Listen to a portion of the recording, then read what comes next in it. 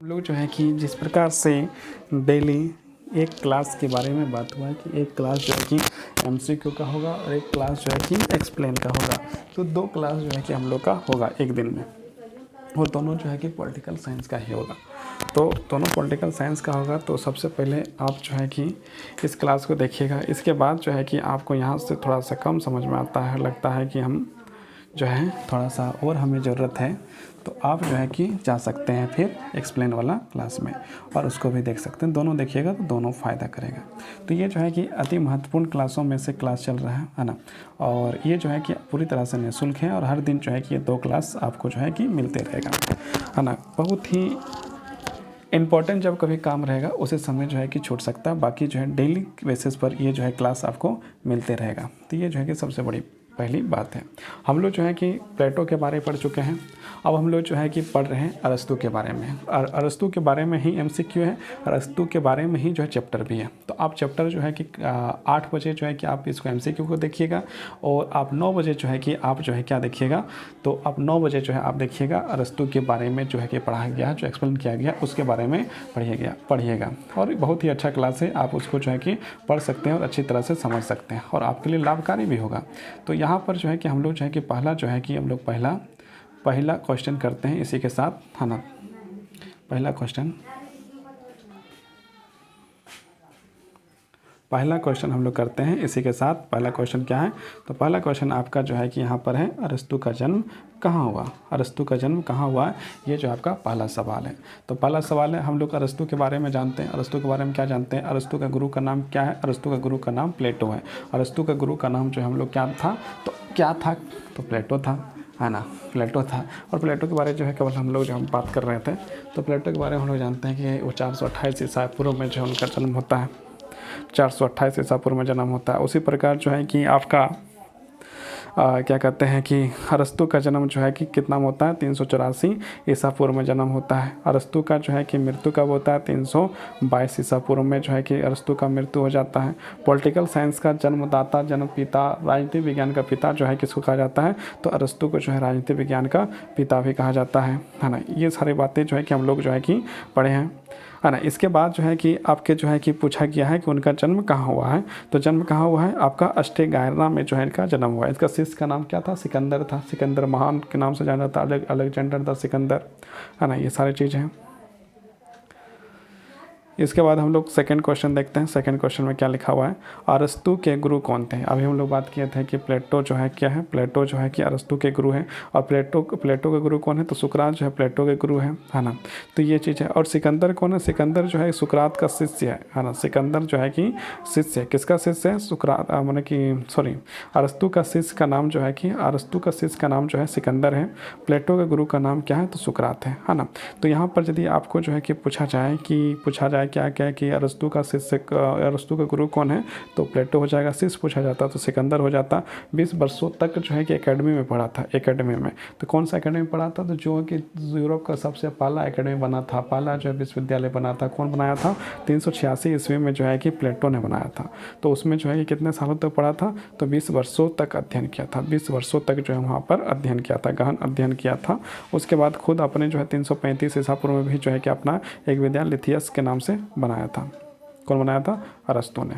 अब हम लोग जो है नेक्स्ट क्वेश्चन नंबर 3 को देखते हैं। 3 में क्या लिखा है, अरस्तू का शिष्य कौन था। अरस्तू का शिष्य अभी हम लोग बात कर चुके हैं, सिकंदर है। कौन है, सिकंदर है। सुकरात का शिष्य कौन है, प्लेटो है। प्लेटो का गुरु कौन है, सुकरात है। चलिए ये खत्म हुआ। लेकिन यहाँ पर लिखा भी है, अरस्तू मकदूनिया के राजा फिलिप्स के पुत्र सिकंदर के गुरु थे। तो मकदूनिया का जो राजा था वो कौन था, फिलिप। और फिलिप जो है कि उसके गुरु फिलिप का पुत्र सिकंदर का क्या थे, जो है गुरु थे। कौन थे, अरस्तू थे। इतना तो बहुत ही सरलतापूर्वक और बहुत ही आसान तरीके से ये सवाल होते जा रहे हैं। अरस्तू को किस नाम से जाना जाता है, अरस्तू को जो है किस नाम से जाना जाता है, राजनीति का जनक। तो अरस्तू को जो है कि राजनीति का पिता कहा जाता है, बिल्कुल सही। तर्कशास्त्र का जनक, तो बिल्कुल जो तर्कशास्त्र का जनक जो है कि आपका जो है अरस्तू को जो है तर्कशास्त्र का जनक कर दीजिए, कोई दिक्कत नहीं। और दर्शन का जनक, दर्शन का जनक भी तर्क करिए, दर्शन करिए, तर्क करिए, चाहे दर्शन करिए, राजनीति तर्क करिए, दर्शन करिए, राजनीति करिए, सब में जो है कि आपका अरस्तू मिल जाएंगे। तो मतलब उपयुक्त में सभी जो है कि आपका सही हो जाएगा। मतलब जो अरस्तु ने जो है कि तीनों में योगदान किया था।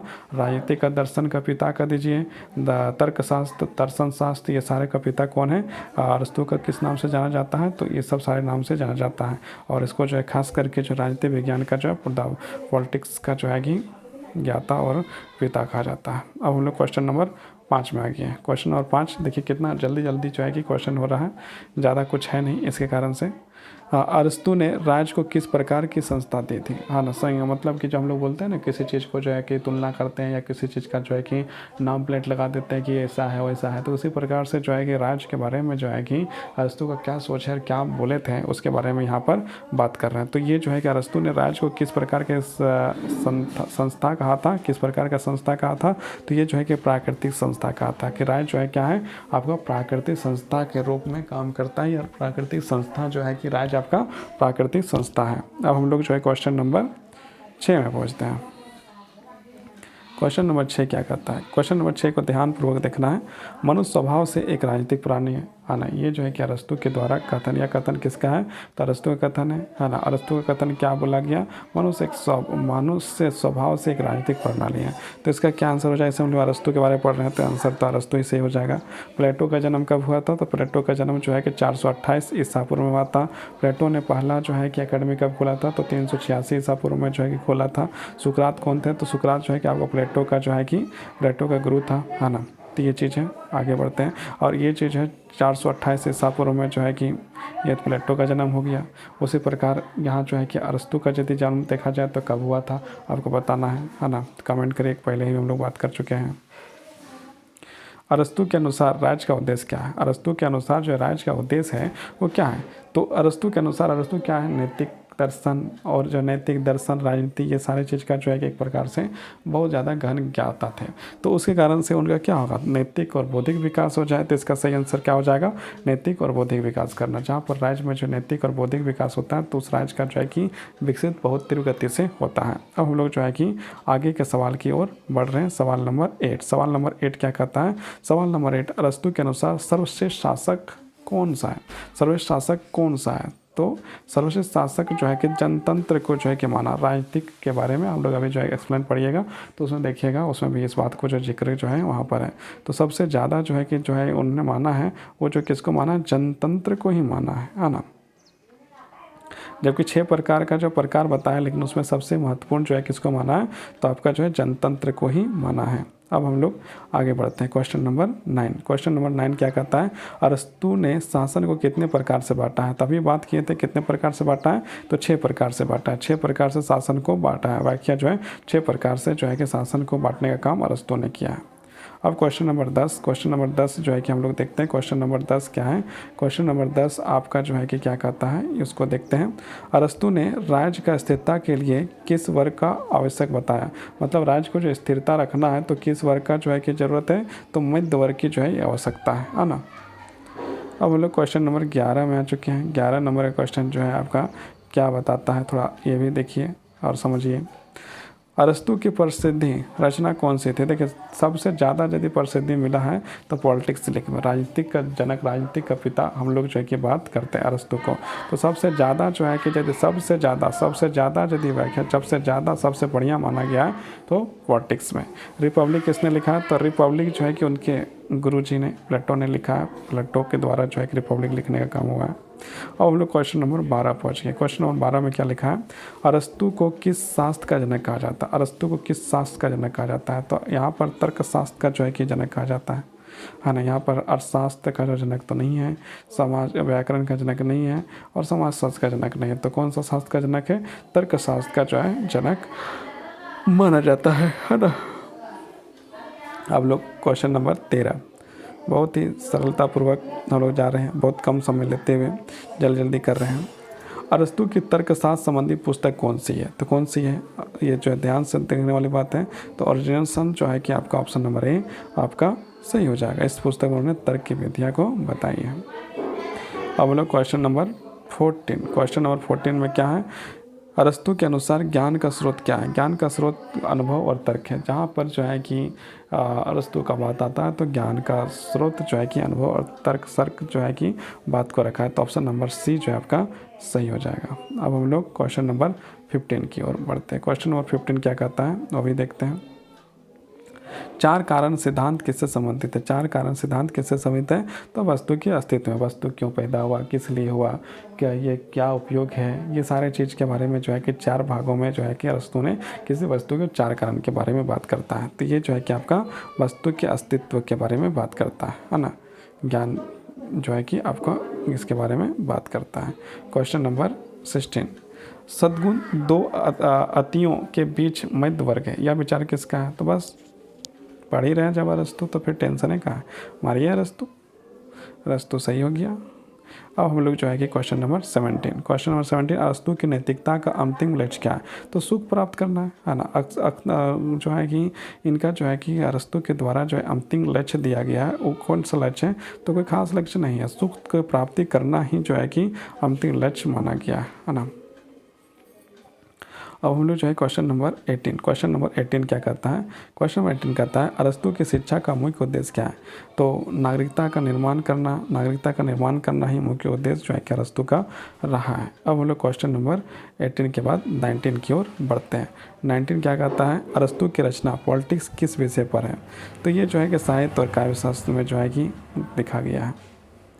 और आगे बढ़ते हैं क्वेश्चन नंबर 20 क्या कहता है? अरस्तु की शिक्षा की व्यवस्था में कितने चरण बताए गए? कितने चरण बताए गए? शिक्षा के 4 चरण होते हैं। शिक्षा के कितने चरण होते हैं? तो 4 चरण होते हैं, है ना। जो है कि जो हम लोग वही पढ़िएगा 9 बजे से शैशव, बाल, किशोर, युवावस्था, ये सारे जो है कि हमारे की शिक्षा की व्यवस्था है। अब हम लोग क्वेश्चन नंबर 21 में आ गया। 21 में क्या है? तो 21 में अरस्तु ने शिक्षा किसके नियंत्रण में रखने की बात की? तो राज्य के नियंत्रण में रखने के बाद जो है कि अरस्तु ने जो है कहा कि जो शिक्षा जो है वो राज्य के नियंत्रण में, ताकि जो है कि आपका जो है किसी प्रकार की अरस्तु जो है कि राज्य की मतलब किसी प्रकार का भेदभाव है। जैसे आज के समय हम लोग देखते हैं कि जो एक सरकारी स्कूल और एक प्राइवेट स्कूल में क्या अंतर दिखता है। यदि यही जो है सरकार के अधीन होता तो सबको एक समान की शिक्षा दी जा सकती थी। तो यही चीज़ जो है कि अरस्तु आज से बहुत साल पहले ये बात को जो है कि बोल के चल गए, लेकिन आज भी ऐसा कुछ होता दिखाई नहीं देता है। क्वेश्चन नंबर 22, बहुत जल्दी हम लोग टॉप 30 तक पहुँच जाएंगे लगता है।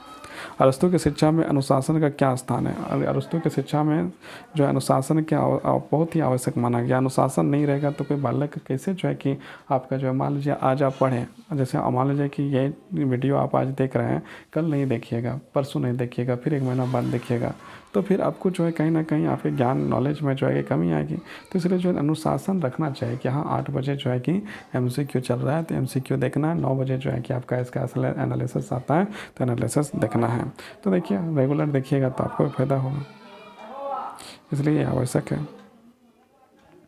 अब हम लोग क्वेश्चन नंबर 23 में, अरस्तु के अनुसार कला क्या? जीवन का नकल है ना। कला जो है कि जीवन का नकल माना गया है ना। और आगे हम लोग क्वेश्चन नंबर 24, अरस्तु की दृष्टि में नागरिक कौन होता है? नागरिक कौन होता है? तो जो शासन में भाग ले उसे जो है कि नागरिक कहा जाता है। जो शासन में भाग ले उसे जो है क्या कहा जाता है? नागरिक कहा जाता है। 25 में क्या लिखा है? अरस्तु की शिक्षा का आधार कौन सा है? तो ये अर्थार्थवादी शिक्षा का क्या है? अर्थार्थवादी है। अब हम लोग 26 में जाते हैं। 26 क्या कहता है? 26 कहता है अरस्तु ने कहा कि ज्ञान का उद्देश्य क्या है? अच्छा करना और जो है जीवन का जो है कि उद्देश्य क्या है? तो सुख प्राप्त करना। 27 में क्या कहता है देखते हैं। 27 का कह रहा है कि अरस्तु की प्रसिद्ध ग्रंथ एथिक्स किस विषय पर है? तो नैतिक दर्शन पर एथिक्स लिखा गया। आज भी एथिक्स हम लोग देखते हैं, IAS वाला में एथिक्स करते रहता है। अब लोग 28 क्वेश्चन नंबर 28 में आ चुके हैं। 28 क्या कहता है? 28 कहता है कि अरस्तु ने परिवार, ग्राम और राज्य के कर्म सिद्धांत को बताया। क्या बताया? राज्य की उत्पत्ति का सिद्धांत बताया है ना। अब हम लोग जो है 29 में आ गया। 29 क्या कहता है? अरस्तु की शिक्षा पद्धति में कौन सा तत्व प्रमुख था? तो व्यवहारवादी प्रशिक्षण जो है कि प्रमुख है, अरस्तु का जो है कि प्रमुख है। अब हम लोग क्वेश्चन नंबर 30 में आ गया। क्वेश्चन नंबर 30 में क्या? अरस्तु का निधन कब हुआ था? अरस्तु का निधन जो है कि 322 ईसा पूर्व में हो जाता है। और कहाँ होता है? तो ग्रीस में होता है। है ना। ये थे महत्वपूर्ण 30 क्वेश्चन। आप लोग देखिए, समझिए, और यदि अच्छा लगे तो लाइक सब्सक्राइब करिए। बहुत बहुत आभार, बहुत बहुत धन्यवाद।